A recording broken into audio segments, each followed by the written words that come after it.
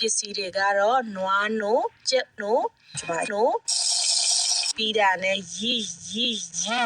စောက်ချက်ဦးခဏလေးရီးသွားပါဦးအနှစ်30 later နိုင်နေရနိုးနောင်ထည့်လိုက်ပါမယ်ဆောက်ရဲ့မြုပ်ထားလာပြီကြက်ဥတစ်လုံးကိုယူပြီးတော့အနှစ်ကောအကာရောအခွန်ကောထည့်လိုက်ပါမယ်နော်နောက်တစ်ခုအနေနဲ့ရီရဲပြီးလို့ရှိရင်ဇွန်းထည့်လိုက်ပါမယ်နော်ပြီးရင် plastic ထည့်လိုက်ပါမယ်နော်ပြီးရင်ရီရဲဂျုံမုတ်4ခွက်ပြောချင်တာက6ခွက်ပြောချင်တာကအခွက်30pumpkin powder, le powder, sauce, pumpkin soda, le soda, sauce. ခုကနာလောက်ထားတဲ့အဆူပါဝင်ပစ္စည်းကတော့ရဲ့ကွာကိုဒီပေါ်တော့သူကလက်တွေကဒီချုံမုတ်ထဲကိုဝင်သွားအောင်ပေါ့နော်ဒီအတွက်ကြောင့်လက်ကိုအသုံးပြုပြီးတော့ဂျုံလုံးကိုလက်ဖြစ်အောင်နေပေးပါမယ်နော်ဆောက်ရင်းကြီးညစ်ပြီးတော့နေစရာမလိုဘူးနော်ဆောက်ရင်းကြီးနေစရာမလိုဘူးနော်အဲ့ဒါကို plastic နဲ့အုပ်ပြီးတော့လေအနှစ်30လောက်ကျွန်မနှပ်ပေးပါမယ်နော်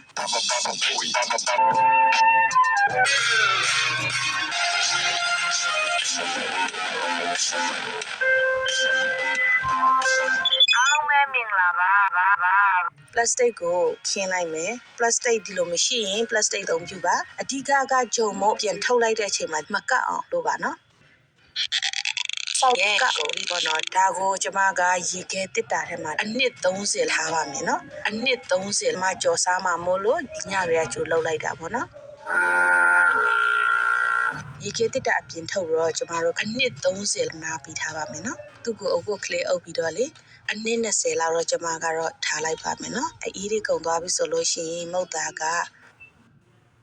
ခဏလေးလို့ရှိရင်မုတ်သားကစောက်ချက်ဥဆိုလို့ရှိရင်မုတ်သားကမပြီးတော့ဘာဖြစ်လဲဆိုတော့ဒီခြုံသားကခြုံပါတယ်ဆိုတော့မခြုံအောင်ပေါ့နော်ရှည်လေးကြိုက်လားတူလေးကြိုက်လားတော့အားလုံးဒီချော့တက်လို့ရှိတူလေးချက်ကတူရှည်ချက်ကရှည်တူကိုရင်းနဲ့စွပ်ပြီးတော့ဗီဒီယိုထဲမှာမြင်တဲ့အတိုင်းပဲအဲ့လိုလိုပဲလိုက်ဖိပြီးတော့ခိုးစားလို့လုံးဝမထွက်ဘူးဘလို့ထွက်လဲပြောပြမယ်နော်ခွာ